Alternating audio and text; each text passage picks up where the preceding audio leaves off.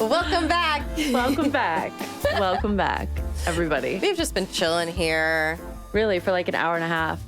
Just talking. Just shooting the shit.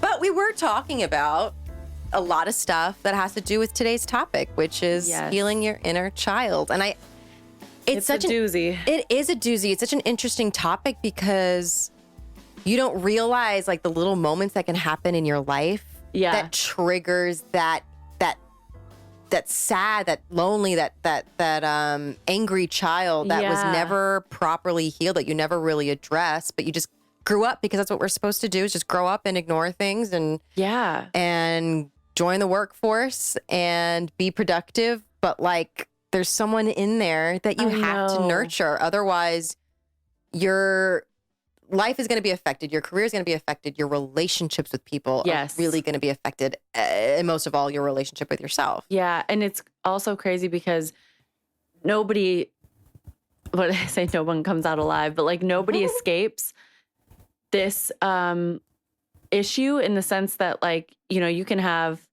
I am biased. I think I have the best parents in the world, but you can have the best like parents and still there's some things that I don't know, there's going to be little holes here and there that your inner child or when you were a child needed that weren't fulfilled, oftentimes unconscious. Yeah. And then sometimes conscious, but it's like, it's not and it happens to all of us is my point. It's like and people have awful family situations, of course, as well, but it happens to everybody where not two sets of parents, your parents are only human. They cannot meet every single need that you would ever need, especially when like you and I both have siblings, especially when there's like more than one child to raise and like all these personalities at play. Like it's impossible for any person to be everything to another person. Yeah. Whether that's a relationship or romantic or like a parent-child. But there's, these things that you grow up and then you realize like, whoa, I don't think I fully like developed this part of myself, or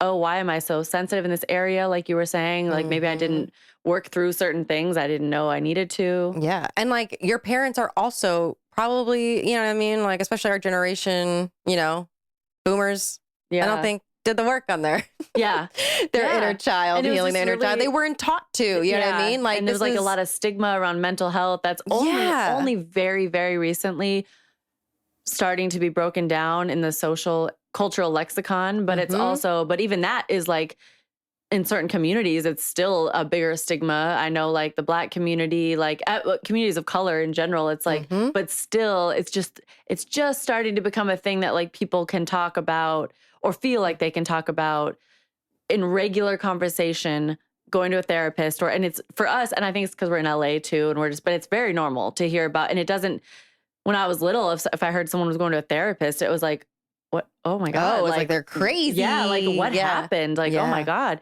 But now it doesn't feel like that. So then when you think about like our parents' generation and before them, it's like, no way. Like that's if you are like a schizophrenic, so extreme cases.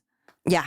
Yeah. And we're going to be talking about all of those and our own personal relationships with our inner child and our journeys healing them. And because you're never going to be fully healed. There might be areas of your life that's more healed than others. And we're going to go into all those things. But we did a lot of research for this. Specifically, there's a really great article, What is Inner Child Work? A Guide to Healing Your Inner Child by Tiffany Trieu. It's on the mindbodygreen.com, and we'll link that in our show notes because she had their blog. Yeah, she had I know. I've been there before.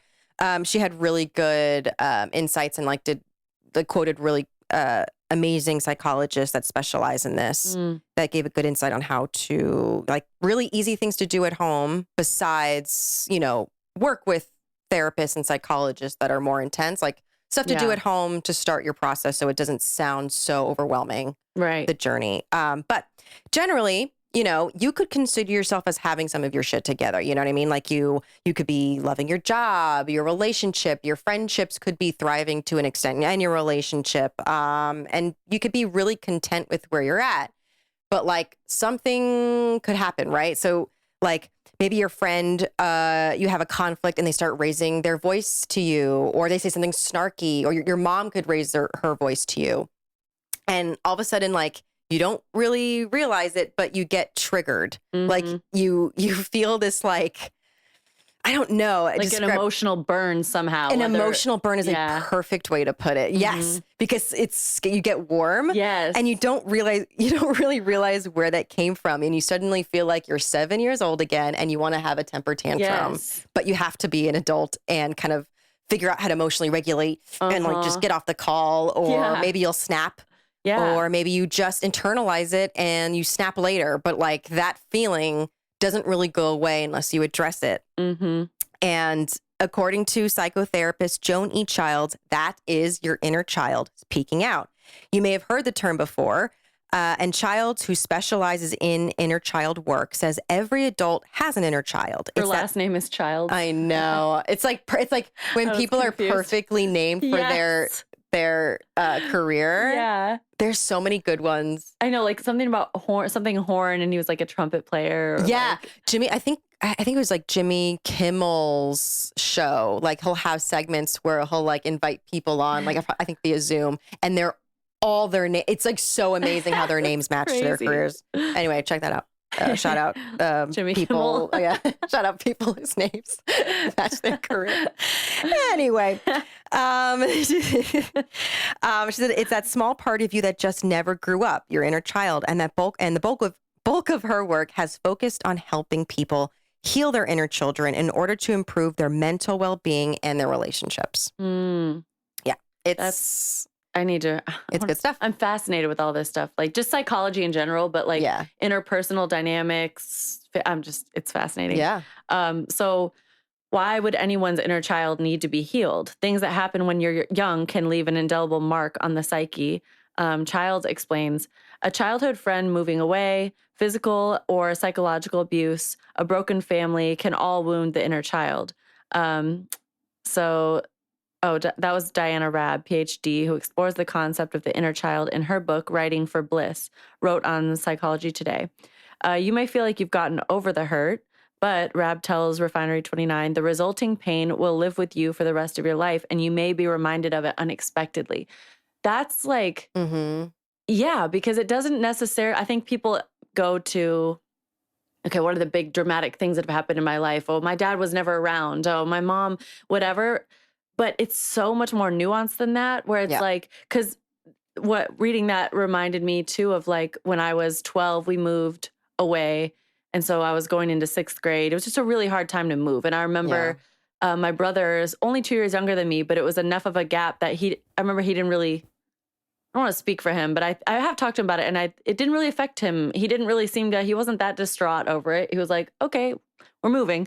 I was devastated. I had like my best friend there, a couple really close friends, but my one best friend in particular, I remember like the very last day I was at her mom's hair salon with her while my mom and dad were finishing up, and they were going to come by in the moving truck and pick me up. We were driving across country. Like just that was the day we were leaving. And I had spent all this, her aunt's hair salon is like where we were always hanging out. And like, I was just there with her. I just will never forget. I was like sitting on the front step. My parents were about to pull up, and they pulled up in the moving van, and she and I were playing with these little bobby pins from her aunt's like hair salon. And I saved mine I might still have it like we were like putting them in our noses, like nose rings. We were just being dumb. And it was like, I saved it. I think it's in my parents' storage unit, but I was 12, and like, I remember that moment, and it was just like, I was gutted, and I was only a 12-year-old, and it wasn't even like, I wasn't mad at my parents. It was like, we just had to move. It was just something that happened.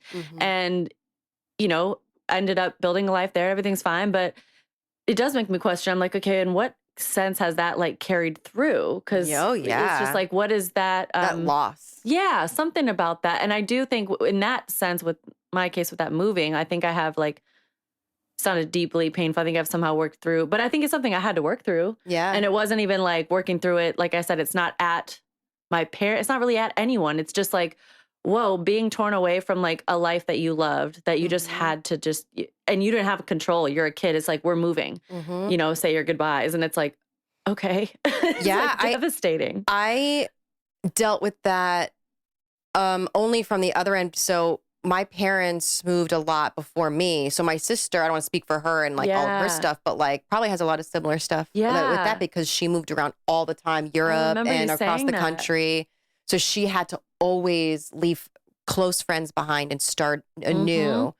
And me, because we lived on the base, but my dad didn't have to move anymore by the time I came around, essentially. But I had a lot of friends who were also military that moved.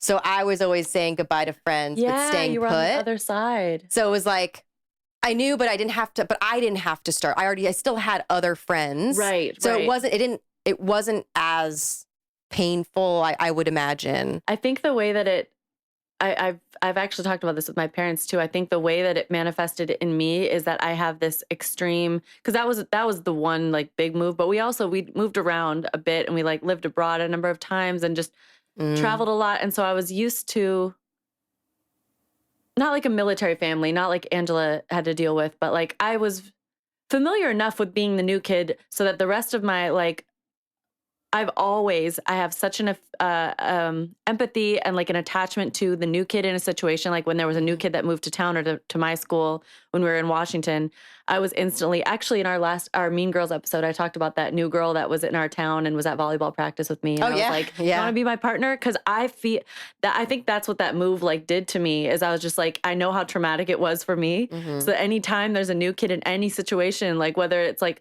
someone doesn't have a friend at lunch or on the bus or like, I am so like, it kills my soul, my heart, it breaks my heart. And I like feel that like, I need to make sure they know that they like that they're seen, that they have someone. I think that's what it did to me then, my inner child. But yeah. Kind of went off on a little tangent, I get it. It's like, that was your, very subconscious journey on kind of healing yourself. It's just treating people how you wish you were treated. And so that was like how I tried to heal myself. They're an extension of your inner child. Yeah. Yeah. Interesting. Wow. Yeah. Because when I moved, I was like, oh, people aren't very nice. Yep. Okay. So an example of this that they gave is like when my mom nudges me to buy a bridesmaid's dress for my sister's wedding again, and I lose it. It could be that she's poked a sore spot on my wounded inner child and little me is making an appearance. Your inner child is a part of your personality that both reacts and feels like a child. That's a cool distinction, to boil it down. Often when you don't feel in control of your behavior or your response to a situation, it's your inner child acting up. Yeah. There are, when you feel like you can't emotionally regulate. Yes. Yeah. Like I know I'm being immature, but this is like really bothering me. Oh my God, I got that a lot. The idea of an inner child has been around for decades. While the term can be overused, many schools of therapeutic thought acknowledge the childlike side to our personalities that the inner child refers to, writes Sherry Jacobson, who has a PhD, and she's a clinical director of the Harley Therapy in London. She says the general idea is that we all have a childlike aspect within our unconscious mind that can take over when you're faced with a challenge. That childlike side is the one that still holds on to all those beliefs and coping mechanisms you learned as a kid. The part of you that nodded along as an adult told you maybe math just isn't your thing. Or the part of you that learned to hide emotions like fear or sadness. Mm-hmm. I mean, like that is like, so it's so subconscious. It's things like, you know what I mean? Like it can be it can seem innocent to tell someone that like, maybe you shouldn't do that. Yeah. Like love my mom, but I remember because I love singing, like to myself. It's just, I don't know. Maybe it's very, it's the drama of it too. Cause you're very much like, there's drama to it, but it's just like therapeutic, I guess. Yeah. Right. Just kind of sing to yourself in the shower. Like I love music and I love songs. Not that I ever wanted to be famous, but I guess I just thought like I wanted to do musicals too. Yeah. Anyway, I remember singing around my mom and she was like, I was fucking like 11 or 12. I remember I was singing like Mandy Moore and she was just like, oh, you're one of those people on American Idol who think they can sing and can't. Oh. Mom. No. Come on, Mom. Come on now. So I'll always, I never wanted to like take lessons. I never thought I was like, oh, fuck that. I told you my dad had a teacher that was like, well, Thomas, some of us are listeners. Oh, yeah. Yes. I understand. It's like, okay. You just think about things like that and you internalize it. So I also feel like it doesn't even have to be related to singing for you to feel inadequate just because you remember that kind of judgment, right? Yeah. It's like, if someone felt that way about you in this regard, it's entirely possible for someone to feel that way in another thing that I'm doing, right? It's like, Yes. There's something that when I was growing up and I would get in trouble for things, and I was like definitely more rebellious than my brother, and I know I was obnoxious and I would like push boundaries and all that, Mm-hmm. or like break rules. And so I definitely understand why this was said to me. But it was like enough time. It's like a repeated chorus in my head, like me getting in trouble when I was a child. This is what I was told. And it was, Molly, you are not superior. And it was like my mom telling me like, why do you think you're better than, like, why do you think you can break the rules and the rest of us can't? Like, why do you deserve, basically just like, you're not any different than the rest of us. Why do you think you can break these rules? So like as a parent, like, yeah, that makes sense. But it was that I sentence that like stuck with me. Yeah. And I think this was like subconscious, but like as I know it really started because it was a lot, because I did a lot of, I was probably really annoying, did a lot of dumb things, but it was like, I started to realize that I started to assume that people thought I was better than them by default. Like, you're like that, Molly, you're not superior. So then it started me superiority complex. Yes. And I started literally, and then it was just like, even in college, I remember being like meeting people for the first time and being like, I don't want them to like think that I think I'm better than them. Is that how I come? I thought that maybe that was like the first impression people got of me. Yeah. And it actually really messed with me when it comes to performing, because I'm like, then I'm on stage and I am supposed to be the one. Like, you're a performer, you're an artist. So like there has to be a sort of superior confidence. You know what I mean? You have to have the confidence to command a room. Yes. You have to like suspend in that moment. You're allowed to be that, like, you're an alter ego. Yes, you're an alter ego. But it was just like, I don't want to come across like I think I'm better than, like really hung me up for a while. But it is on me. That's why it's on all of us to heal our own inner child, because the reason that got even that far in my head, that's on me. That's the way I interpreted it. And that's how far I took it in my head. And that, when it really, because I know, and Mom, I know this was like, I'm breaking stupid rules, and it's like, why do you, right, I know where it comes from. But then I was like, heard it enough times that I was like, do I think I'm better than people? And then do people think I think I'm better than people? And it really like went too far. Yeah. And that's why I feel like, I really do think all kids should be in therapy. Like, if you have the means to do it, please put your kid in therapy, no matter how old. And I feel like all parents should be no matter what. Like, I still think like my parents should pay for my therapy now. Yeah. So I feel like everybody should have access to it. Yeah, because you deserve to process that. Yeah, you know what I mean? So you won't internalize that and just on a level that doesn't make sense. Like, sure, everybody can be humble to an extent. Yeah. But we should be, you know what I mean, very conscious about what is permeating into us, because it is going to stick with us. Little stuff like that will stick with us. And then there's no way for, when you are a kid, there's no way for an authority figure, your parent or teacher, there's no way for them to know how that's internalizing for you. Especially when they haven't done the work themselves. Yeah. When they have no idea, like, inner child work. What do you mean? You just grow up, you get a job, and you just like, stop talking about what happened when you were a kid. When you are a kid, adults are very dismissive, I think, of like the intricacies of a child's, what actually could be happening in their mind. And there's also no way for them to know that. Because kids aren't like articulating, like, so are you saying that I think I'm better than other people? Like, I'm not saying that. Oh, yeah, yeah. So it's like, how would, it's just. We communicate that kind of insecurity we have in that moment. Yeah. It's very complicated. We don't have the language. You know what I mean? Like, but I think it's starting to, like, you know what I mean? It's just like she said, it's just kind of like over the last decade, it started to become more of a conversation. Yeah. Because there's so much unresolved anxieties and insecurities brought to us intentionally or mostly like unintentionally by people that didn't do the work themselves. And it's like, you can't, there's no like real blame happening unless, of course, there's people that had very intense abusive situations, which but a lot of stuff can be very subtle. So healing your inner child then focuses on uncovering and releasing the causes for the childlike aspects of your personality, so you can react to the challenges in your adult life as an adult and not a kid. That sounds great, but like, in theory, sounds great. So these are the signs that you might need to be healing your inner child. Okay. I feel like this is really helpful for those who are like, I don't know, because it's like, what does that even mean? I don't think I have any issues. Yeah. So one is that you're feeling highly reactive. We can notice that our wounded inner child appears in our daily lives when you find yourself highly reactive to situations, suddenly feeling very detached or irritated. You'll know what I mean? It's exactly what you said, that emotional burp, and you start feeling hot and you can't think straight or talk straight after. And like you just completely get off kilter. And like it says detach, you just like completely shut down and are like, I'm not going to say, kind of like a wall goes up and you're like, you either ice people out or you just stop interacting. Oh my God, I do that 100%. And I'm surrounded by people that do that too.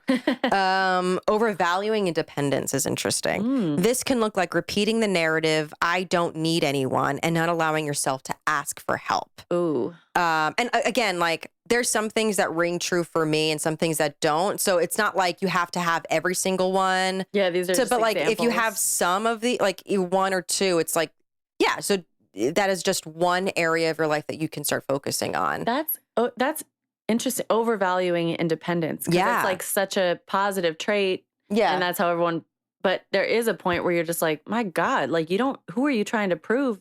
What are you trying to prove and to who? Yeah. It's giving fear of opening up. It's and giving fear of losing control.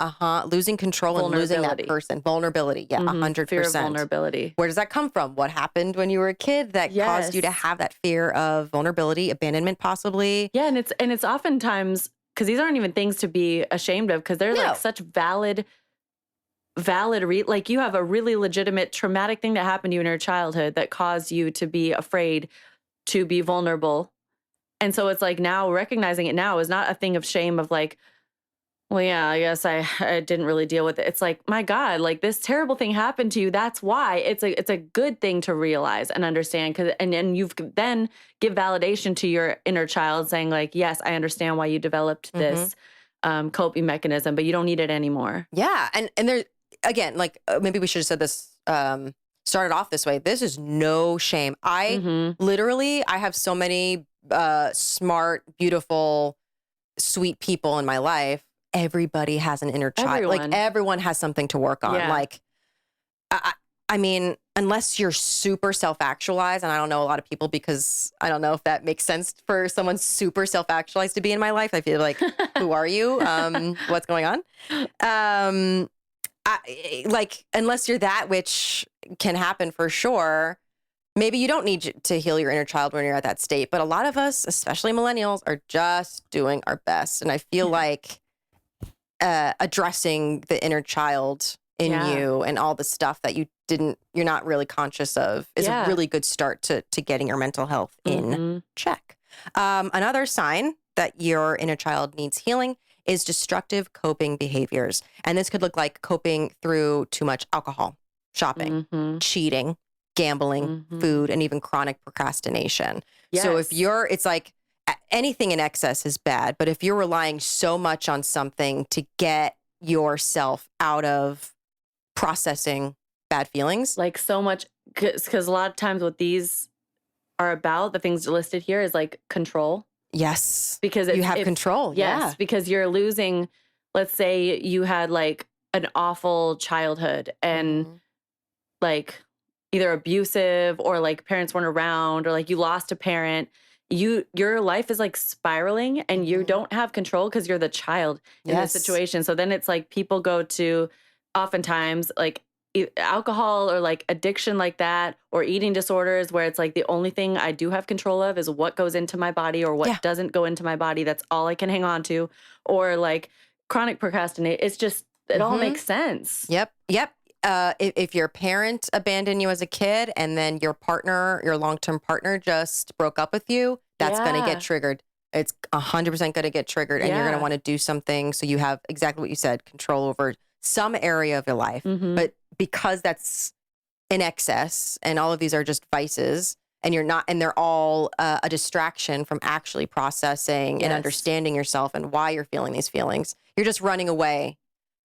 And you're not even complete escapism, and that is me.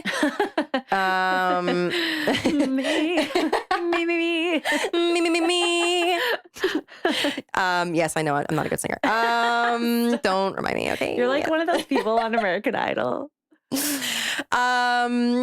Yeah. Okay. So, lastly, repeating patterns in your relationship. So we'll break that down a little bit. That's another sign that you need your inner child healed. So, repeating patterns in your relationships, such as being avoidant during conflict or when a partner brings up their feelings. Oh my gosh, that is so much like me. And not to like air out so much of like my marriage. And I'm like, we're really proud of our marriage and love each other. But like, goals. I've realized like, oh my gosh, when Ryan, because Ryan is so much more put together, I would feel like mentally than I am. But like sometimes like when he wants to be vulnerable with me, I start to be like, wait, what's going on? Like I start to feel that emotional burn of just like, no. And I'll talk to my therapist about this and she like always points it out. Like not actually going to leave, but it's like that anxiety of like, is this going to not work out?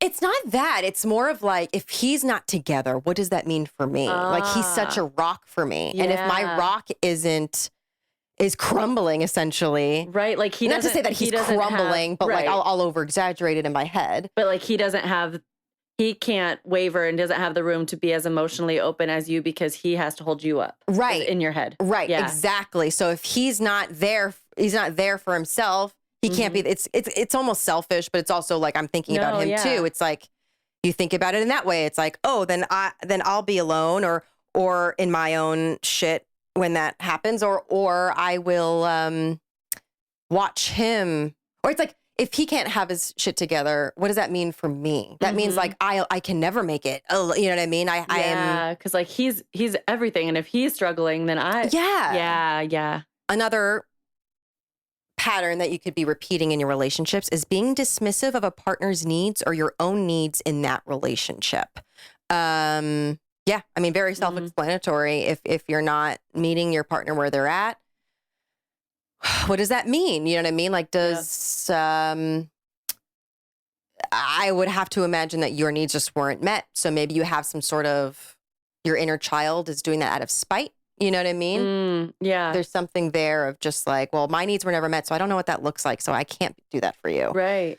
That could be a possible scenario there. Gaslighting yourself into believing that there aren't problems where there are, or vice versa. Oof.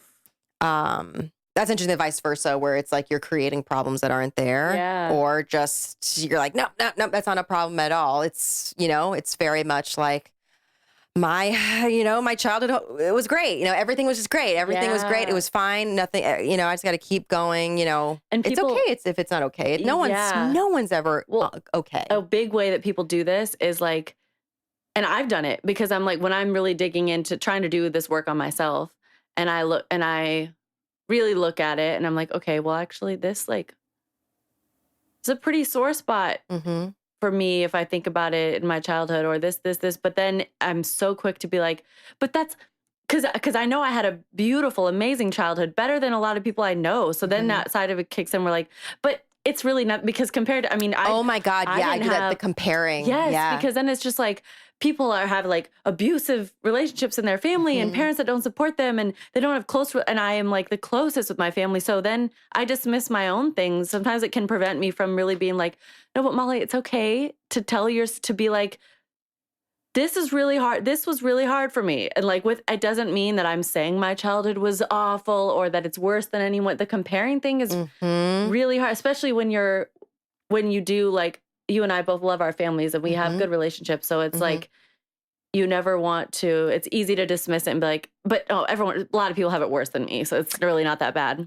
And also just be like, well, they're also on their own journey. So it's like, valid excuses, almost excuses, right? It's like, though they are going through their own journey. So the things that were said and done, it's like, how can I blame them? You know what I mean? But like, I think, no matter what you feel, you have to address it. You have to process that in some way, whether that, and we'll go into later how you actually start to nurture your inner child. But if you don't do that work, you're just going to start, it's exactly what they said. It's a gaslighting. You're convincing yourself about valid experiences that you went through, and you're telling them they didn't happen. I feel like that's so, your inner child is so precious and fragile that if you keep telling yourself that it didn't happen and those experiences weren't real, you're going to continue doing that to other people. Yeah. And minimizing the experience you're having now as an adult. And it's going to be a domino effect or cycle. Yeah. Yeah. of ignoring all the things that are making you feel inadequate. Right. Yeah, no. Where am I? Oh, yes. Another pattern in your relationship that you could be repeating is being anxious or fearful within the relationship, therefore trying to please partner above all else. And I feel like that's very much an attachment style. Yeah. I think that's, anxious attachment style. Yeah. Fear, and that's often like you're just pleasing too much. Fear of abandonment. Yeah. Yeah, exactly. And then the next one, having a deep fear of abandoned or rejected by your partner. I feel like those definitely go hand in hand. Yeah, for sure. Yep. So now, like, how do we connect with our inner child? How do we start to heal these things? We can start by first taking ourselves out of the left brain associated with language, logic, and critical thinking, and into the right brain associated with our emotional expression, intuition, and creativity. Some serious healing of the inner child can be found in trauma therapy, parts work, internal family systems, EMDR, sensory motor psychotherapy, somatic work, gestalt work, art therapy, and story or narrative therapy. See, I don't know a lot of what these therapies are, but like this is what the psychologist from this interview was talking about. But it's so cool. There's so many different. There's so many, and it's good like to know. I mean, if anyone is like, where do I even start? If you're looking for terminology, if you want to like start therapy or start, I mean, these are terms to Google. We could put them in our show notes too. Episode, just of like you're looking. Because it's very intimidating when people are like, well, I should start a therapy. Where do you even begin? Look up Google therapist. There's so many different If you kinds, have specific things, if you want to focus, start with like inner child stuff. These are some areas that could help. So practicing breath work and mindfulness. So connecting with our deep breaths and physical body helps us move out of the stresses of the adult world and our fight or flight, sympathetic arousal, so we can be curious about the present.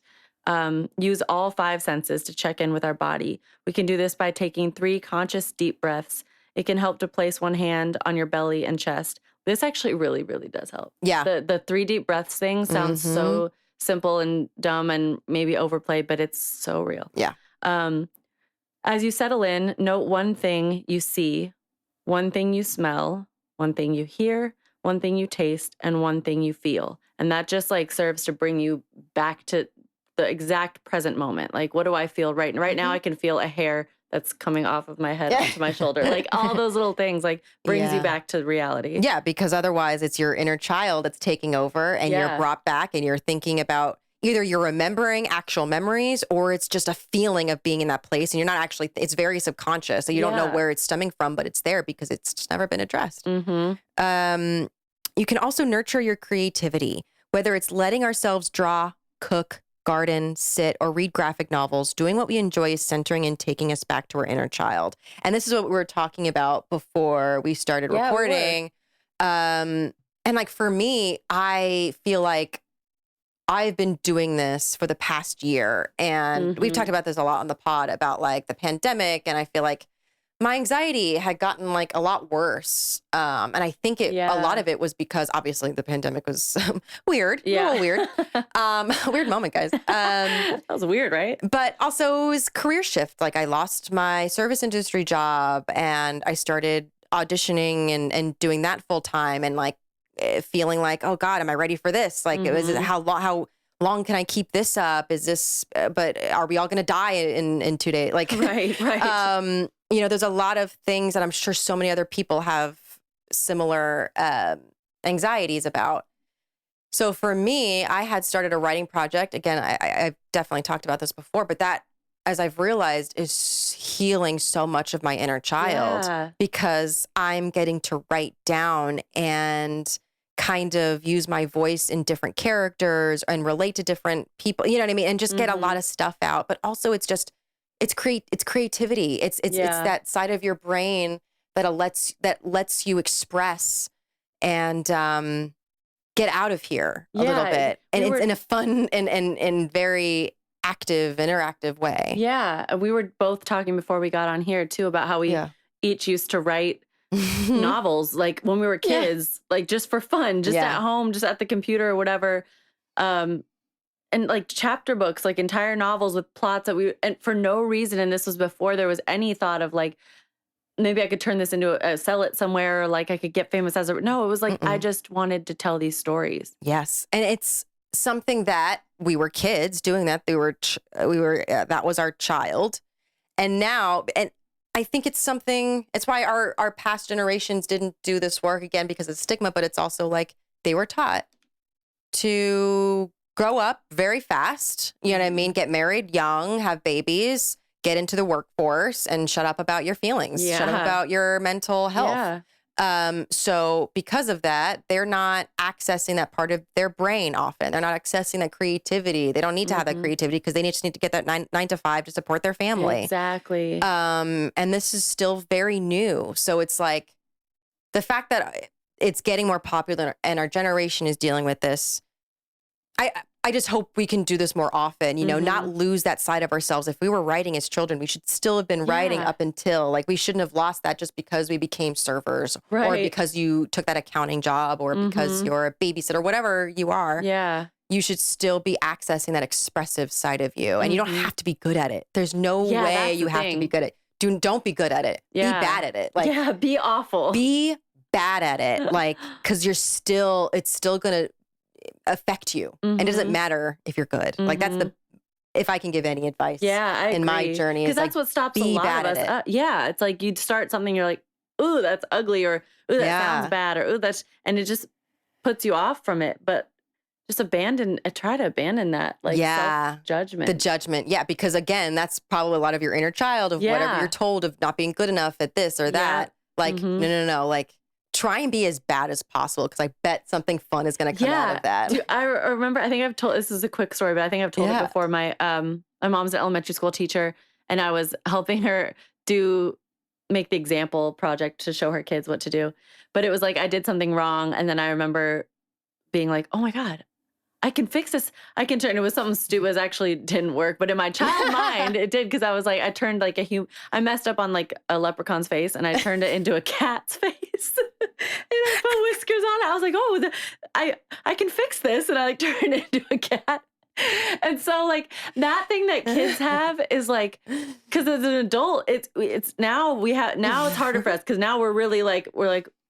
I can't do that though, because it's a human, or it's like a leprechaun or whatever. But like, try to tap back into that kid part of you that's like, wait, but actually, like, I'll be writing it's like you're writing a song, and then you're like, oh, but this could actually be like, you could just flip something on its head. Creativity and problem solving, and not just draw. In general, that'll what's the word? It'll kind of permeate into other areas of your life, that creative problem solving. Yeah, it does. I think we went over that a little bit in our creativity episode, and like how to open up your creative mind, and how it doesn't have to be, you don't have to be an artist to do that. Yeah. Because and that all goes into, be bad at it. I remember there was like I'm on like writers TikTok, and a really famous, I can't even remember which writer it was. I wish I remembered, but that writer gave the advice of just like, if you're sitting there and you have writer's block, just don't think about, you have writer's block because you're overthinking, like, I have to write something good. I don't want to write because I have nothing good in my head. Yeah. No. Write something bad. Like, dare yourself to write the shittiest, like, fart jokes. Write a fart joke, like the worst fart joke you could ever think of. And you're already doing so much because so much, you know what I mean? Like, you're already like way ahead of the game, because so many writers aren't even there yet. They're not even like putting pen to paper yet. I love that. And good stuff might come out of that. Right. Maybe. Right. But if it doesn't matter. You at least have something done. You got something out. You removed that blockage, whether or not, just because you remove a blockage doesn't mean only good things come after. It just means you remove the blockage. So eventually good things will come out. And it's so funny when you're talking about the drawing thing. I remember in third grade, and I don't remember like specific things, but I remember in third grade, me and this other girl, and it was kind of competitive, but it was more friendly than anything. Yeah. There was this, I don't know how the idea came about, and I'm not a drawer at all. I can't draw anything. I can't access. It's fun. You know what I mean? Like, I love paint by numbers and stuff like that, but like, I don't know why my visual brain can't connect with my hand. But anyway, there was like this, we made this by scratch, I think with construction paper, different colored construction paper, folded them up so many times and put them all together to make a book and stapled it. Yeah. And we would take turns. Like she would draw a page and then I would draw a page, and we would like work off each other's pages too. And it was kind of like it was a little competitive, but more friendly. Good challenge kind of and way. It went for the entire third grade year. Like we would just keep going. People would be interested to see how far we got. Oh, that's so cool. And I can't remember exact things that we would draw. We were 9 years old. It was just probably awful, like weird, stick figures and stars and hearts and suns. But like, it was just so fun to and we were not, it's like we were trying to be good, but not really. Yeah, it wasn't the point. The point was just to like keep going. Exactly. Yeah. Just keep it going. Even if we had we would figure out something, especially when we're working off the other person's work. So keep going and collaborate if you can't. Yes. Think of it on your own. If all else fails, and even if the advice of just be bad doesn't work, maybe collaborate. Yeah, that's why this podcast exists. Exactly. Hey. Hey. Cheers to that. Mm-hmm. Okay. Another thing you could do to heal your inner child is to collect things. Remember how it felt to collect things as a child? Like when we found things on our walk or on the beach, like sticks or seashells or rocks. That can be a way of reconnecting with that inner child. This isn't for any practical reason, but we do this for the pure experience. Not sure what to collect. Many of us as adults collect books. Good news is you don't have to read them to find joy in having them. Oh. That's me too. Yeah. But like, I feel like I think of you when it comes to this because you are me and Katie talked about this last night about how like, because she was opening up your gift and she's like, Molly is the only one that gives me gifts as a book, books as a gift. Oh, yeah. And I'm like, me too. And it's so beautiful and personalized. And it's and you're the best gift giver. And like, but like the books, it's just so personal. And I love every single one. And like, I love it. Like, it's like you really know a person when you give them a book. Yeah. Because it's definitely very specific. Like you don't want to it's too specific of a gift to give to someone when you don't know them well. Yeah. But anyway, I just think it's like a beautiful thing. So if you're not collecting them for yourself, maybe for friends. Yeah. But also, I think it's just fun to collect things. Like I collect candles. Like I'm a candle person. Yeah, I love candles. Books too. Like I haven't read I definitely collect books. I have a book problem. Yeah, I don't know. I think obviously anything in excess is bad. You know what I mean? You don't want to go in debt over whatever you're collecting. Like it could be free stuff like shells on, seashells if you're going to the beach. Little things so you can, I don't know. I feel like they're just precious, like very unique things to you. Like books I think that's why they mention books because they are unique. Yeah, they're very specific. Seashells, rocks, they're all unique. They all have their own structure and their own color. You know what I mean? So when you find them and you find a book that appeals to you and you find a rock that appeals to you or a seashell, it's like your own, it's like that was meant for you to pick up. You have a very personal relationship to the things that you collect. There's a show I was watching an episode of, I don't even remember what it was, but this mother, the son was like 7-ish and had a strained relationship with his mom because she was just like not really interested in him. And it was like so sad. He was so sweet and he collected pine cones. And he was telling someone else about it in the episode. He was talking to his friend and was like, yeah, I collect pine cones. And then at the end of the episode, his mom had this realization of like, oh my God, like I was him as a child and I wasn't paid attention to. And I promised myself I wouldn't do this. If I ever had children, I would make sure I was always there for them. She has this whole epiphany. She calls him over one night and she's like, hey, he's sitting in the other room and she's like, come over here. And he like thinks he's in trouble because he's not used to her like taking an interest in him. And he's like, walks up, he's like, did I do something? And she's like, no. It like made me cry. This scene is beautiful. But she pulls out a pine cone and she's like, I found this pine cone. You collect these, right? And he's like, his eyes like it just lights up because he's like, his mom is like acknowledging him and something that he cares about and like took the effort. And she's like, is it a good one? And he's like, yeah, like it's so happy just of this like pine cone collecting. It really was like an emotional scene, but that's what it's about though. It's not about the pine, but the fact that she even asked like, is it a good one? Cause he's specific about what you just said, like which ones you pick up. Like it just. When they're meant for you, they're meant for you and you pick it up. Yeah. I get it. Oh, that's so beautiful. And, really and something like that, like I bet that kid would keep that. Oh yeah. Forever. For the rest of his life. Yes. Would never forget that. I love that. Yeah. Another way to heal your inner child is to practice visualization. The process of visualization is a great way to connect with your inner child. Visualizations help us tap into our imagination and senses. And another way, and we've talked about this before, is journaling. The intention of journaling is to create a safe space for you, and in this case, your inner child, to express yourself honestly without the expectations of the outside world. Yeah. It can look like sitting down and simply asking your inner child how they're feeling today. The key is honoring your inner child's perception of their own experiences without filtering or correcting them. Everything that your inner child feeling, everything that you're feeling, it's valid. Yeah. Everything, there's no judgment like, well, I shouldn't feel this way because they didn't mean it this way. And I shouldn't feel this way because I did mess up there. So, fuck, oh my God, I do that all the time. Yeah, like I don't want to like, you'll explain away your frustration because you're empathizing too much with the other side when they can coexist. Yeah. And also it's you want to move. It's same reason why people don't acknowledge the inner child. It's because it's just easier to move on.